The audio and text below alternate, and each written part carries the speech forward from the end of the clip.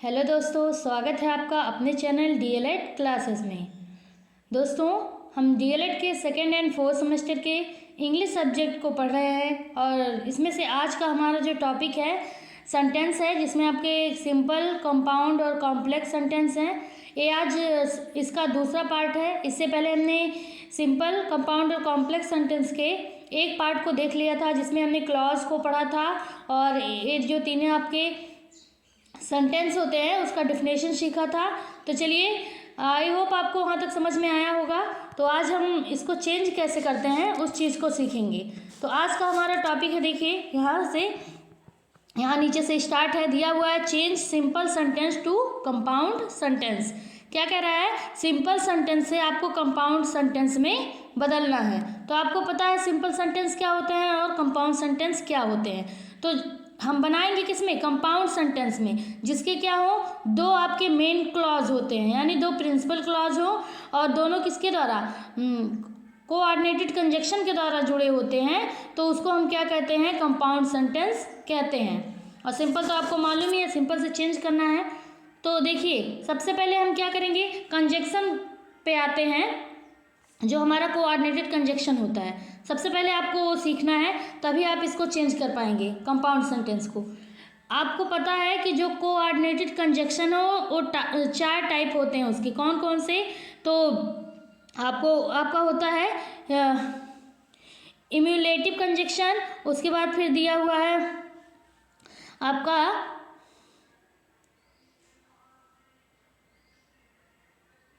Alternative sentence दिया हुआ है, उसके बाद आपका है इलेटिव सेंटेंस और आपका एडवर्सेटिव सेंटेंस। तो इस टाइप से हमारे क्या है, सेंटेंस दिए हुए हैं, जो मतलब कंजक्शन है। चार प्रकार के कोऑर्डिनेटेड कंजक्शन होते हैं। कंजक्शन आप लोग देख लीजिएगा ये चारों प्रकार, तभी आपको समझ में आएंगे। तो देखिए, सबसे पहले हम क्या करेंगे, बाय यूजिंग इम्यूलेटिव कंजक्शन। तो ये क्या होते हैं? तो दो कथनों को जोड़ते हैं, मतलब दो वाक्य हों, दो कथन हो, उनको जोड़ने का कार्य करते हैं। आपको वहाँ पे देखिए, पहले हम बताए थे कि कौन कौन सा कोऑर्डिनेटेड कंजक्शन होता है, जिसमें आपको फैन बाय का ट्रिक भी बताया था। तो यहाँ पे उनमें से कुछ कंजक्शन को हम क्या कहते हैं? इम्यूलेटिव कंजक्शन कहते हैं। जैसे एंड को, एज वेल एज को, बोथ को, एंड बोथ के साथ एंड है, और नॉट ओनली, ये सब हमारे क्या होते हैं? इम्यूलेटिव कंजक्शन होते हैं। तो ये आपके जो इम्यूलेटिव कंजक्शन है, इनके द्वारा हम कैसे चेंज करते हैं, चलिए देखते हैं। सबसे पहले क्या हो जाएगा, देखो क्या कह रहा है, इम्यूलेटिव कंजक्शन जो होते हैं वो दो कथन हो, मतलब दो वाक्य हो, उनको जोड़ते हैं। जोड़ते किसके द्वारा है? तो एंड के द्वारा, एज वेल एज के द्वारा, बोथ के द्वारा और नॉट ओनली के द्वारा क्या करते हैं? जोड़ते हैं। देखिए, सबका हिंदी भी लिख दिए हैं। जैसे हमारा पहला देखिए, चेंज करने वाला देखिए, पहले क्या लिया है, beside being beautiful she is intelligent. Beside being मतलब होता है के अलावा या साथ साथ। बिसाइड मीन्स होता है अलावा। ये हमारा प्रीपोजिशन से शुरू हुआ एक सिंपल सेंटेंस है। तो क्या हो जाएगा, बिसाइड बीइंग क्या कह रहा है? ब्यूटीफुल। एक वाक्य हुआ, देखिए यहाँ पे दो वाक्य जुड़े हुए हैं ना, सिंपल दो क्लॉज जुड़े हुए हैं। इसमें बताए थे आपको कि जो सिंपल सेंटेंस होते हैं उसमें आपके एक प्रिंसिपल क्लॉज होता है, और यहाँ पे देखिए क्या होगा, खुद का इसका सब्जेक्ट है और खुद का प्रेडिकेट यहाँ पे, सी इज इंटेलिजेंट। तो क्या कह रहा है? सुंदर होने के अलावा वह बुद्धिमान है। पहले समझिए, being, beside being beautiful she is intelligent. सुंदर होने के अलावा वो क्या है? बुद्धिमान है। ये हमारा सिंपल सेंटेंस है। अब इसको हम चेंज करेंगे, तो क्या क्या लगाकर, या तो एंड लगाएंगे, या तो एज वेल एज लगाएंगे, या तो बोथ लगाएंगे, या तो नॉट ओनली लगाएंगे। तो चलिए देखते हैं कैसे हम इसको चेंज करेंगे। अब इसको आप लोग जैसे देख रहे हो, सुंदर होने के अलावा या साथ साथ वह बुद्धिमान है, इसको अपने शब्दों में आप लोग कीजिए कि आप कैसे इसको अलग कर सकते हो जोड़कर। जैसे लिख दे कि she is beautiful as well as, साथ ही साथ वो क्या है? She is intelligent.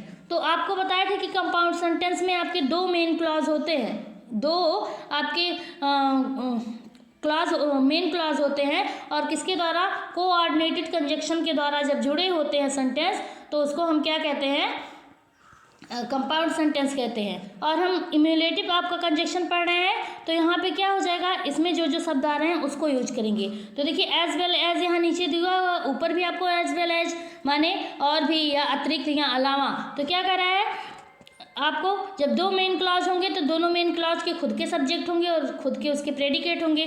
जैसे सी सब्जेक्ट हुआ, इज ब्यूटीफुल आपका क्या हो गया, प्रेडिकेट हो गया, और एज वेल एज हमारा क्या हो गया, कोऑर्डिनेटेड कंजक्शन हो गया। फिर यहाँ देखिए सी सब्जेक्ट हो गया और इज इंटेलिजेंट प्रेडिकेट हो गया।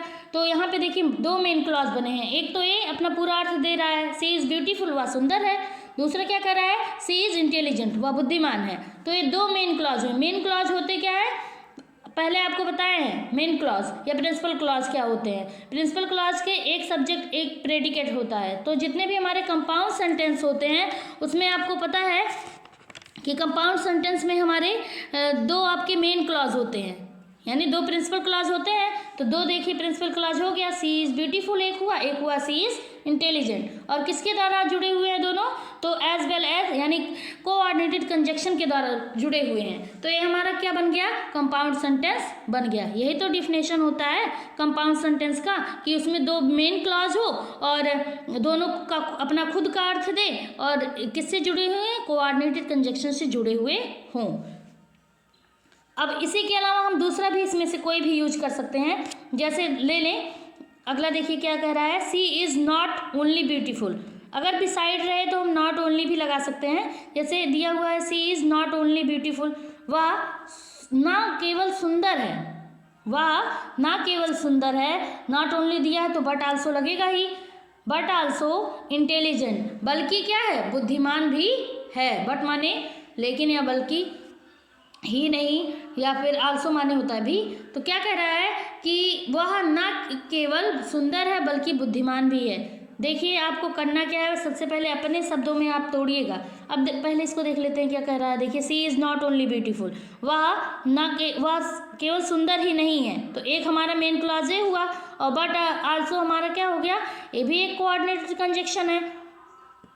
और यहाँ देखिए इंटेलिजेंट दे रहा है कि बल्कि बुद्धिमान भी है। मतलब क्या, वह बुद्धिमान भी है और इंटेलिजेंट, केवल वह इंटेलिजेंट सुंदर ही नहीं है बल्कि क्या है, बुद्धिमान भी है। तो यहाँ पे हमारा दो अलग अलग अर्थ निकल रहे हैं। तो यहाँ पे हमारा क्या हो जाएगा,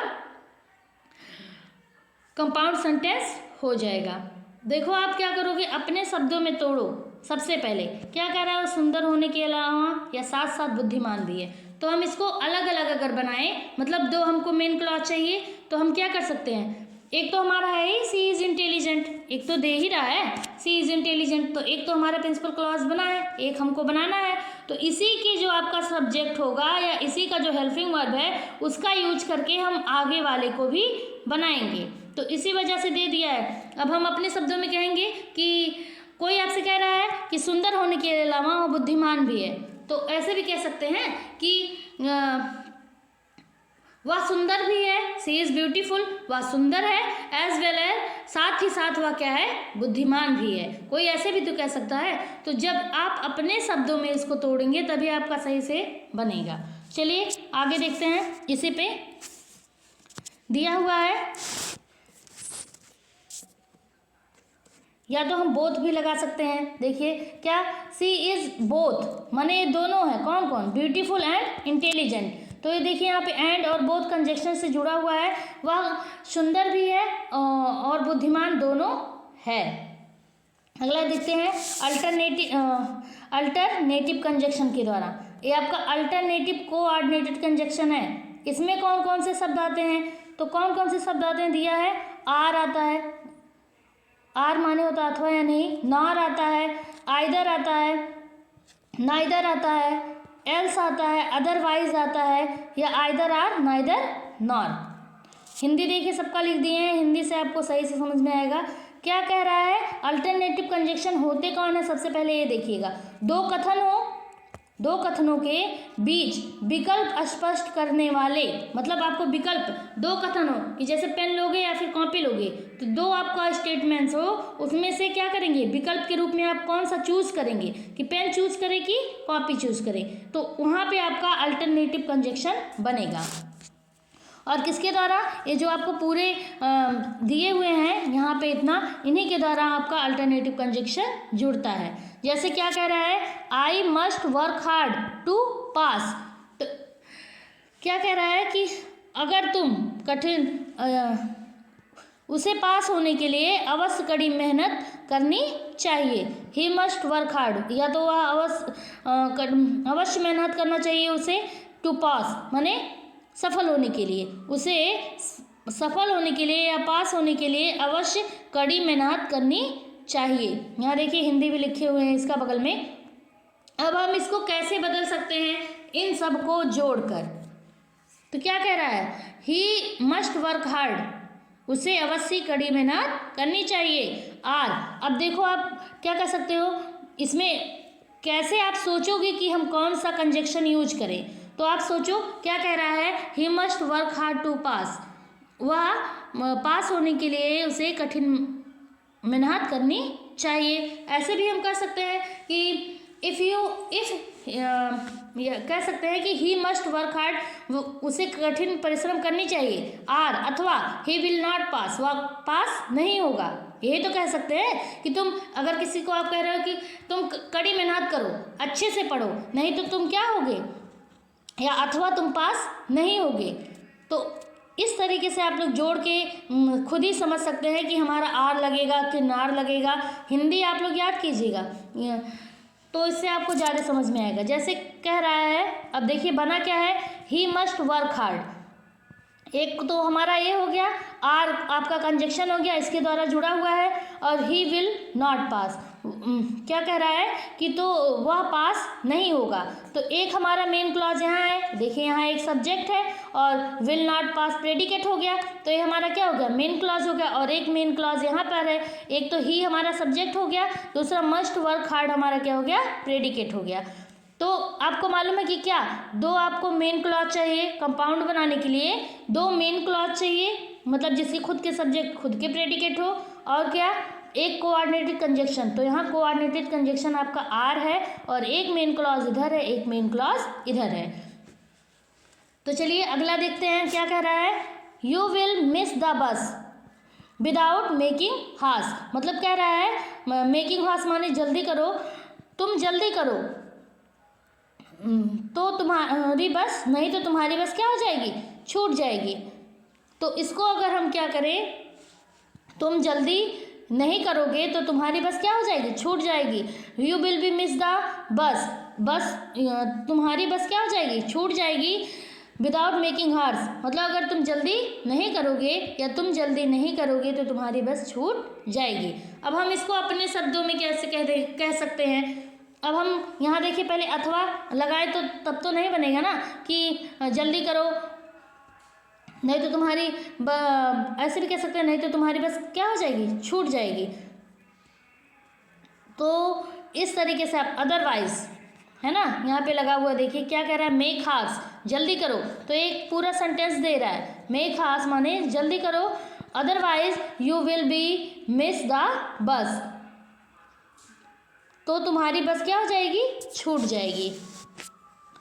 तो चलिए अगला देखते हैं, one of the two question is correct, कह रहा है कि दो प्रश्नों में से एक ही सही है।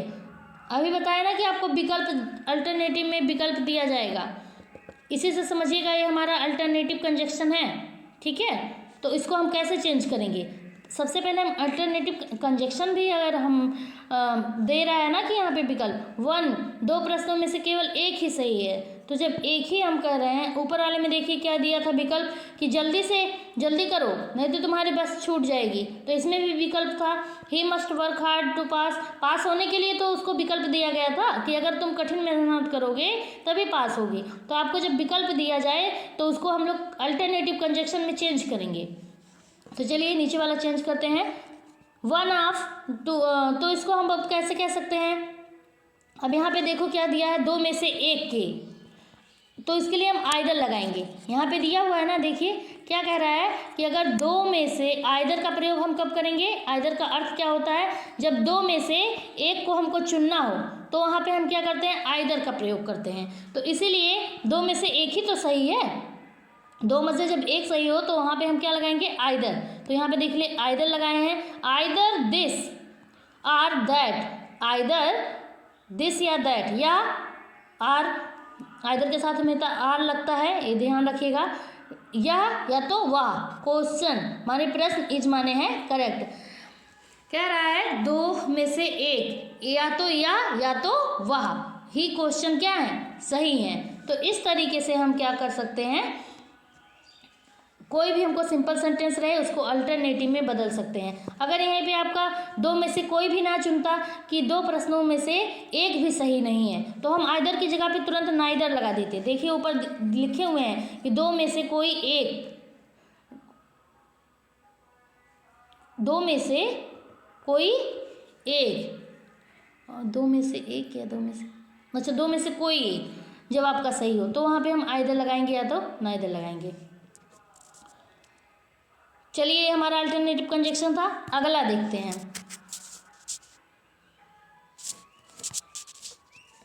अगला है हमारा यूजिंग बाय एडवर्सेटिव कंजक्शन। ये आपके सब कोऑर्डिनेटेड कंजक्शन है, पहले आप लोग इसको देख लीजिएगा कंजक्शन को। तो अब हम एडवर्सेटिव कंजक्शन क्या होता है, जो दो कथन हो, दो कथन होंगे आपके कंजक्शन रहेंगे तो दो कथन रहेगा ही, उसमें क्या रहेगा, विरोध व्यक्त करने वाले संयोजक हो। मतलब एक तो आप विरोध व्यक्त करें, दोनों जो आपके कथन होते हैं एक दूसरे से विरोध करते हैं, तो वो क्या, वहाँ पे क्या होता है, आपका अल्टरनेटिव कंजक्शन का यूज होता है। अगर सिंपल सेंटेंस है उसमें दो आपको स्टेटमेंट दिए गए हैं और दोनों में से आपकी दोनों विरोध अगर व्यक्त कर रहे हैं, तब हम वहाँ पे किसका, अल्टरनेटिव कंजक्शन का एडवर्सेटिव कंजक्शन का यूज करेंगे। तो चलिए सबसे पहले देखिए शब्द क्या क्या होते हैं एडवर्सेटिव के। बट माने आपका लेकिन भी होता है, फिर भी होता है, तो भी, या परंतु, या यद्यप। स्टिल ही आएगा, या तो यट माने होता है फिर भी, तो भी। हाउएवर माने तो भी या फिर भी। विल या वेयरएस माने होता है जबकि। तो ये सारे हमारे जो शब्द दिए हुए हैं इसको एडवर्सेटिव कंजक्शन कहते हैं। अब हम इसको बदलेंगे कैसे, तो चलिए देखते हैं क्या रहेगा। सबसे पहले क्या कह रहा है, सिंपल सेंटेंस देखिए क्या कह रहा है, in spite of his wealth, मतलब धन के बावजूद या धन के होने के बावजूद, ही इज हैप्पी, वह क्या है, खुश है। सॉरी यहाँ अनहैप्पी होना चाहिए था, देखिए नीचे लगाए हुए हैं, ऊपर हैप्पी लिख दिए हैं। तो क्या धन होने के बावजूद भी वह क्या है, दुखी है। तो एक तो अपोजिट है, धन है तो तब भी दुखी है, तो एक दूसरे का विरोध कर रहे हैं, दोनों एक दूसरे का विरोध कर रहे हैं। तो यहाँ पे हमारा समझ में आ गया कि हमको अल्टरनेट एडवर्सेटिव कंजक्शन का यूज करना है। अब हम कैसे करेंगे इसको देखते हैं। क्या कह रहा है, ही इज़ वेल्थी। अब वेल्थ था तो इसको हम वेल्थ, अपने शब्दों में आप पहले इसको कैसे कह सकते हैं, देखिए धन होने के बावजूद भी, इज स्पिट ऑफ माने होता है के बावजूद, ठीक है, धन होने के बावजूद भी वह क्या है, दुखी है। तो अब अपने शब्दों में कैसे हम कह सकते हैं कि वह धनी है फिर भी दुखी है।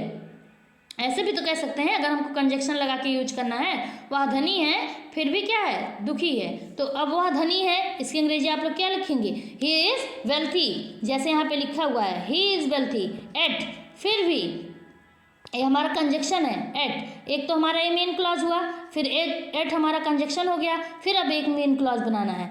ही इज़ हैप्पी, फिर भी वह क्या है, अनहैप्पी है, फिर भी वह क्या है, दुखी है। तो इस तरीके से हम क्या करेंगे, अपने शब्दों में हम इसको बदल कर कोई भी चेंज करेंगे। अगला देखते हैं, इसी से दिया है, not with standing his work hard he did not success. क्या कह रहा है, कड़ी मेहनत के बावजूद उसे सफलता नहीं मिली। तो एक तो खूब मेहनत कर रहा है और दूसरा उसको सफलता भी नहीं मिली, तो दोनों आपके क्या कर रहे हैं, यहाँ पे विरोध व्यक्त कर रहे हैं वाक्य। तो अब इसको हम किस में चेंज करेंगे, एडवर्सेटिव कंजक्शन में चेंज करेंगे। अब चेंज करने के लिए हमको पता है इन्हीं शब्दों में से किसी एक का यूज करेंगे। तो सबसे पहले आप अपने शब्दों में, अपने मन में इसको कैसे कह सकते हैं कि उसने कड़ी मेहनत की फिर भी वह क्या हो गया, सफल नहीं हुआ, ऐसे भी तो कह सकते हैं इसको। तो आप अब इसको इंग्लिश में कर लीजिए तुरंत। उसने कड़ी मेहनत की, क्या लिखेंगे, ही वर्क हार्ड बट लगा दिए, फिर भी ही डिड नॉट सक्सेस, वह सफल नहीं हुआ। तो यहाँ देखिए आपका एक मेन क्लॉज यहाँ पे है, बट आपका कंजक्शन है, और ही डिड नॉट आपका एक मेन क्लॉज यहाँ पे है। तो दो मेन क्लॉज हो गए और एक कंजक्शन के द्वारा जुड़े रहे, तो उसको हम क्या कहते हैं, कंपाउंड सेंटेंस कहते हैं। चलिए आगे आइएगा, अगला देखते हैं। इन स्पिट ऑफ हार्ड वर्क, कड़ी मेहनत के या कठिन परिश्रम के बावजूद, ही फेल्ड, वह क्या हो गया, असफल हो गया या फेल हो गया। तो इसको हम क्या कहेंगे, अब इसको आप खुद अपने मन से बनाइए कि उसने कड़ी मेहनत की, है ना, किसी के, अब कोई कह रहा है कि अब हम क्या इसको बदल सकते हैं कि कठिन परिश्रम के बाद भी, या उसने कठिन परिश्रम की फिर भी वह क्या हो गया, असफल हो गई, सी लिखा हुआ है। तो यहाँ पे देखिए क्या करेंगे, इन स्पीड को हटा के वर्क हार्ड तो हमारा रहेगा, क्या करेंगे, उसने कठिन परिश्रम की, he work hard, she work hard at, फिर भी सी फेल्ड, वह असफल हो गई। तो जब आप अपने मन में पहले वाक्य बनाइएगा कि हमारा सही है कि नहीं, तब उसको लिखेंगे। और इसमें आपका पता है कंपाउंड सेंटेंस में आपका दो आपके मेन आपके क्या होने चाहिए, प्रिंसिपल क्लॉज होने चाहिए। तो देखिए प्रिंसिपल क्लॉज एक यहाँ पे है, प्रिंसिपल क्लॉज उसे ही तो कहते हैं जिसमें एक सब्जेक्ट हो, जैसे सी हमारा सब्जेक्ट है, वर्क हार्ड एक प्रेडिकेट है, और सी यहाँ पे देखिए एक सब्जेक्ट है, और फेल्ड क्या है, प्रेडिकेट है। और किसके द्वारा, कोऑर्डिनेटेड कंजक्शन के द्वारा जब दो मेन क्लॉज जुड़े रहते हैं तो उसको हम क्या कहते हैं, कंपाउंड सेंटेंस कहते हैं। इस तरीके से बदलेंगे। अगला है हमारा सिंपल सेंटेंस। तो दिया है in spite of his illness he work day and night. तो क्या कह रहा है, इन स्पिट ऑफ माने के बावजूद, हिज इलनेस बीमारी होने के बावजूद, या अपनी बीमारी के बावजूद, ही वर्क डे एंड नाइट, वह दिन और रात कार्य करती है। अब हम इसको चेंज करें, अपने शब्दों में पहले अपने मन में चेंज कीजिए। क्या कह रहा है कि बीमार होने के बावजूद भी वह दिन रात करती है। तो क्या देंगे, ही इज इल, वह क्या है, बीमार है, स्टिल, फिर भी, या एट लगा सकते हैं, कुछ भी लगा सकते हैं, एट, बट, फिर भी वो क्या है, he work day by day and night, वह क्या कर रही है, दिन रात परिश्रम कर रही है। तो ऐसे हम जहाँ पे हम फिर भी लगाना हो, या फिर, तो वहाँ पे हम एडवर्सेटिव कंजक्शन का यूज होगा। तो सबसे पहले देखिए क्या कह रहा है, ही इज इल, वह क्या है, बीमार है, ये हमारा एक ये मेन क्लॉज हो गया, प्रिंसिपल क्लॉज। स्टिल हमारा कंजक्शन है, ही वर्क डे, ही हमारा सब्जेक्ट है, और वर्क डे एंड नाइट हमारा प्रेडिकेट हो गया, तो ये भी हमारा एक मेन क्लॉज है। तो एक मेन क्लॉज हमारा यहाँ पे, एक मेन क्लॉज यहाँ पे, और किसके द्वारा, स्टिल कोऑर्डिनेटेड कंजक्शन के द्वारा जुड़े हुए हैं, इसलिए हमारा क्या हो गया, कंपाउंड सेंटेंस हो गया। आई होप आपको समझ में तो आ रहा होगा। चलिए अगला लास्ट देखते हैं इसका कंपाउंड सेंटेंस का। दिया है by using illative conjunction. Illative conjunction अब क्या होते हैं, तो अगर कार्य का परिणाम प्रकट करने के लिए, मतलब कोई कार्य हो रहा है, उसका क्या परिणाम निकल रहा है, उसको वहाँ पे जहाँ पे ऐसे सेंटेंस होते हैं तो वहाँ पे हम इलेटिव कंजक्शन का यूज करते हैं। और हमारे इलेटिव कंजक्शन कौन कौन होते हैं, तो सो होता है, हेंस होता है, देयरफॉर होता है, फॉर, सबका मतलब होता है इसलिए या इस कारण। ठीक है, जैसे चलिए एग्जाम्पल के थ्रू समझते हैं। दिया हुआ है, the teacher punished the boy for disobedience, मतलब होता है दंडित। डिसोबेडेसियंस मीन्स होता है दंडित करना। तो क्या कह रहा है, एक तो the teacher punished the boy, क्या अध्यापक ने लड़कों को किस लिए दंडित किया, डिसोबेडियंस के लिए, माने अवज्ञा के लिए, आज्ञा ना मानने के लिए। तो यहाँ पे देखिए कारण बता रहा है ना कि मारे हैं या पनिश किए हैं, दंडित किए हैं, क्यों किए हैं या किस लिए किए हैं। तो किसके लिए? अवज्ञा के लिए हम उसको, या आज्ञा ना मानने के लिए उसको। तो यहाँ कारण बता रहा है ना कि परिणाम बता रहा है, यहाँ सॉरी परिणाम क्या कर रहा है, बता रहा है कि हाँ उसको मारा, किस लिए? अवज्ञा के लिए। तो यहाँ पे हम किस में चेंज करेंगे? इलेटिव कंजक्शन में चेंज करेंगे। जैसे क्या कह रहा है कंपाउंड सेंटेंस कि the boy was disobedience, boy क्या है? अवज्ञाकारी है। सो इसलिए या इसी कारण the teacher punished him, teacher ने उसको क्या किया? दंडित किया। तो एक तो देखिए हमारा यहाँ पे, अब ऐसे भी ऊपर वाले से आप लोग पहले रिलेट कीजिए और सोचिए क्या क्या बना सकते हैं कि द बॉय वाज डिसोबेडियंस, माने लड़का कैसा था? अवज्ञाकारी था, यानी आज्ञा ना मानने वाला था। सो इसलिए द टीचर पनिश्ड हिम, इसलिए अध्यापक ने उसको क्या किया? दंडित किया। तो इस तरीके से हम क्या कर सकते हैं? बना सकते हैं। अब यहाँ देखिए द बॉय वाज डिसोबीडियंस, ये हमारा एक मेन क्लॉज हुआ। सो हमारा कोऑर्डिनेटेड कंजक्शन हुआ, और द टीचर पनिश्ड हिम, तो ये भी हमारा एक मेन क्लॉज हुआ। तो जब आपको पता है कि दो मेन क्लॉज हो, एक कोऑर्डिनेटेड कंजक्शन हो, उसको हम क्या कहते हैं? कंपाउंड सेंटेंस कहते हैं। चलिए अगला देखते हैं कि he was absent an account of illness, on account of mean होता है के कारण। तो यहाँ देखो पहला एक क्या कह रहा है कि वह अपसेंट था, है ना, वह उपस्थित था। तो इसका परिणाम क्या निकला कि क्यों उपस्थित था? तो परिणाम क्या निकला कि वह बीमार था, है ना। तो परिणाम जहाँ पे प्रकट करे सेंटेंस, उसको हम किस में? तुरंत इलेटिव सेंटेंस में, इलेटिव जो आपका कंजक्शन होता है उसमें चेंज करेंगे। तो क्या कह रहे, अब इसको आप अपने मन में तोड़िए। क्या कह रहे हैं? ही वाज इलनेस, वह बीमार थी, इसी कारण। अब हिंदी में आप पहले कर लीजिए कि बीमारी के कारण वह अनुपस्थित थी, है ना। अगर जैसे आपसे कोई पूछ रहा है कि वह क्यों नहीं आई आज स्कूल पढ़ने, तो कह देंगे कि वह बीमार थी इसलिए या इसी कारण वह आज नहीं आई। तो इस तरीके से हम बना सकते हैं ना। तो क्या कहेंगे? सी वाज इल, वह बीमार थी। सो इसलिए ही वाज अपसेंट, इसलिए वह क्या हो गई? अनुपस्थित थी। तो यहाँ देखिए यहाँ पे ही वाज इल एक मेन क्लॉज हो गया हमारा, यानी प्रिंसिपल क्लॉज। सो हमारा कोऑर्डिनेटेड कंजक्शन, और ही वाज एब्सेंट हमारा एक मेन क्लॉज हो गया। तो यहाँ पे हमारा क्या हो जाएगा? कंपाउंड सेंटेंस हो जाएगा। तो ये कंपाउंड सेंटेंस चेंज करने के तरीके थे। तो 4 तरीके से हमारे कंपाउंड सेंटेंस चेंज किए जाते हैं, क्योंकि जो कंपाउंड सेंटेंस होते हैं कोऑर्डिनेटेड कंजक्शन से जुड़े होते हैं, और कोऑर्डिनेटेड कंजक्शन आपके 4 तरीके के होते हैं। इसलिए हम कंपाउंड सेंटेंस को 4 तरीके से बदलते हैं, और चारों तरीके आपको मैंने बताया है। अच्छे से आप इसको समझिएगा, सुनिएगा और इसको चेंज कीजिएगा, प्रैक्टिस कीजिएगा। कल हम लोग पढ़ेंगे कि सिंपल सेंटेंस से कंपाउंड सेंटेंस में कैसे चेंज करते हैं।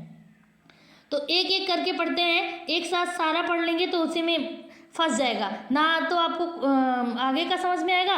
अगर लेंथी वीडियो रहेगा तो आप बोर भी हो जाएंगे कि कितना सारा देखना पड़ रहा है। तो थोड़ा थोड़ा करके हम क्या करेंगे? सीखेंगे, और इसको खूब अच्छे से आप सीखिएगा और इसको प्रैक्टिस कीजिएगा। क्योंकि जितने भी 4th सेमेस्टर हैं, 4th सेमेस्टर वाले स्टूडेंट के लिए एकदम मस्ट है, क्योंकि कुछ क्वेश्चन आपके, एक क्वेश्चन या 2 क्वेश्चन आपके इससे ज़रूर बनेंगे, चेंज करना रहेगा आपको उसमें। तो आप लोग चेंज करने के लिए आप लोग इसको देखिएगा। या तो सिंपल से आपका कंपाउंड में चेंज करने के लिए कहेगा, या सिंपल से कॉम्प्लेक्स में, या तो कंपाउंड से कॉम्प्लेक्स में। तो सारी चीज़ों को हम एक एक करके सीखेंगे। आज हमने सिंपल से कंपाउंड सेंटेंस में बदलना सीखा है, और इसके बाद कल हम क्या सीखेंगे? सिंपल से कॉम्प्लेक्स में बदलना। तो सिंपल कॉम्प्लेक्स सेंटेंस जो होते हैं, पहले आप लोग जितना भी होता है, कौन सिंपल है, कौन कंपाउंड है, कौन कॉम्प्लेक्स, उसका डिफिनेशन याद रहेगा, तभी आप अच्छे से चेंज कर पाएंगे कि हाँ इसमें होता क्या क्या है। ठीक है, तो आप लोग अच्छे से इस पर प्रैक्टिस कीजिएगा। और अगर ये सब आपको नहीं मालूम है तो इससे पिछले वाले वीडियो में मैंने ये सब बताया है कि क्लॉज क्या होते हैं, सिंपल सेंटेंस क्या होते हैं, कंपाउंड या फिर आपके कॉम्प्लेक्स सेंटेंस क्या होते हैं, और उसको देखिएगा आप लोग पिछली वीडियो को। और अगर आपको मेरा वीडियो अच्छा लगा हो तो आप मेरे वीडियो को लाइक कीजिएगा और चैनल को सब्सक्राइब कीजिएगा, और अपने दोस्तों और मित्रों के साथ अवश्य शेयर कीजिएगा। और प्लीज़ मेरे चैनल को सब्सक्राइब कीजिए। और